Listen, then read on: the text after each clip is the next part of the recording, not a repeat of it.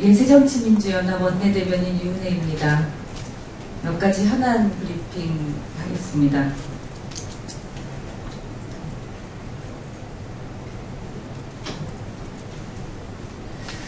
오늘 7명의 장관 내정자 명단이 발표됐습니다. 박근혜 대통령은 지난달 19일 세월호 참사 이후 대국민 담화를 통해서 대한민국을 바로 세우고 새롭게 만들어야 합니다라고 말씀하셨습니다. 무릇 인사가 만사라고 합니다.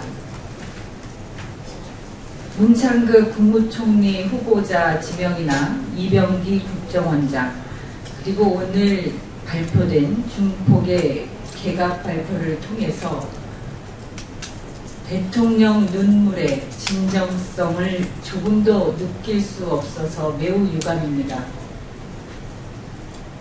국가적 위기를 극복하고 국민의 아픔을 달래줄 통합과 개혁의 인사가 아니라 오로지 박근혜 대통령만을 위한 친위 내각의 면모가 여실히 드러나고 있습니다. 대표적으로 한 번만 말씀드리겠습니다. 부총리를 겸함으로써 이제 그 지위가 격상될 교육부 장관의 김명수 한국교육학회장이 내정되었습니다. 김명수 내정자는 최근 한 언론 인터뷰에서 친일과 독재를 미화한 교학사 역사 교과서를 적극적으로 옹호하면서 이념투쟁도 필요하다, 이렇게 주장하신 분입니다. 최근 진보 교육감이 대거 당선된 교육계의 흐름에 전면전을 선포한 것으로 볼 수밖에 없습니다.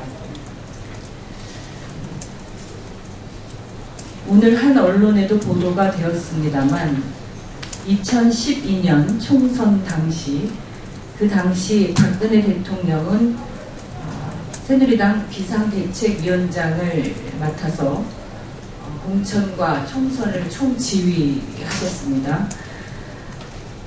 2명의 전략 공천 받았던 후보가 전략 공천이 취소되었습니다. 그 한 분은 5.18 광주민주항쟁을 민중반란이라고 주장했던 이영조 당시 서울 강남을 국회의원 예비 후보였고요. 또 한 분은 독립군은 소규모 테러단체 수준이었고 실제 활동도 산발적인 테러였다고 자기 저서에 썼던 박상일 강남갑 국회의원 예비 후보였습니다. 당시 이 두 분의 국회의원 예비 후보를 즉각 공천 취소한 바 있습니다. 그 기준에 따른다면 박근혜 대통령은 문창극 총리 후보자를 즉각 임명, 지명 취소하는 것이 마땅합니다. 국회의원 후보자의 자격조차도 박탈할 만한 그런 발언, 그것보다 훨씬 더 많은 상처와 충격을 국민에게 준 문 총리 지명자를 그대로 둔다는 것은 도저히 국민들이 납득할 수 없는 것임을 아마 대통령 본인께서도 잘 알고 계실 것이라 생각합니다. 결단을 촉구합니다.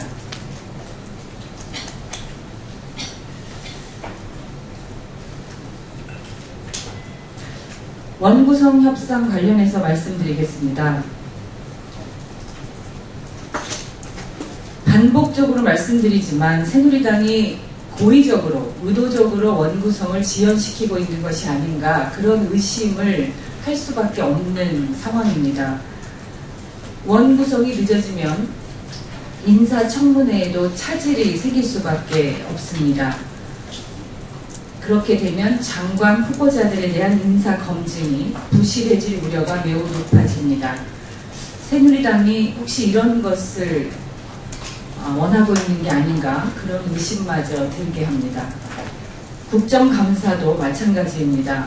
올해부터는 예산안이 본회의에 자동 상정됩니다. 이미 여야가 합의한 대로 국감을 전후반기 두 번으로 나누어서 실시를 해야 예전처럼 국감이 끝난 후에 시간에 쫓기지 않고 충분하게 예산 심의를 할 수 있습니다. 올해부터는 정부가 예산안을 국회에 제출하는 시기도 열흘씩 앞당겨지기 때문에 여기에 보조를 맞춰서 국회도 변화해야 한다는 게 상시 국감이고 예결위 상임위화입니다. 그런데 여당이 이런 변화에 앞장서서 저희 야당에게 먼저 제안하고 협상을 주도해 나가야 할 상황인데 여야가 바뀐 게 아닌가 이런 느낌이 들 지경입니다. 국정감사도 어려워지고 부실해지고 인사청문회도 부실해지는 이런 상황을 빨리 신속히 해결해야 합니다. 저희가 생각하기에 정말 이게 명분이 없는 버티기구나 라고 느낄 수밖에 없는 것 중에 하나가 법안 소위 복수화 문제입니다. 국회의 중심은 상임위원회 활동입니다.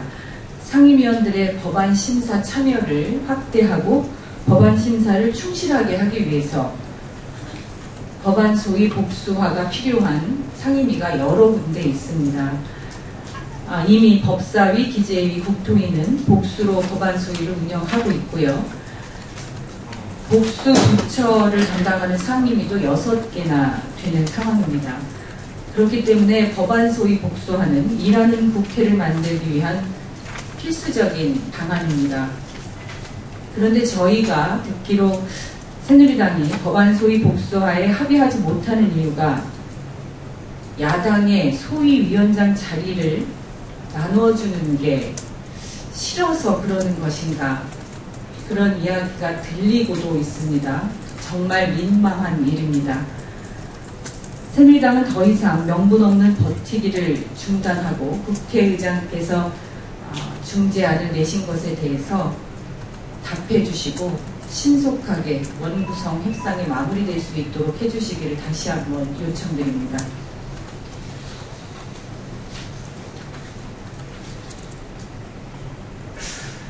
반칙적인 국정 운영을 야당의 탓으로 돌리는 새누리당의 적반하장에 깊은 유감을 표합니다.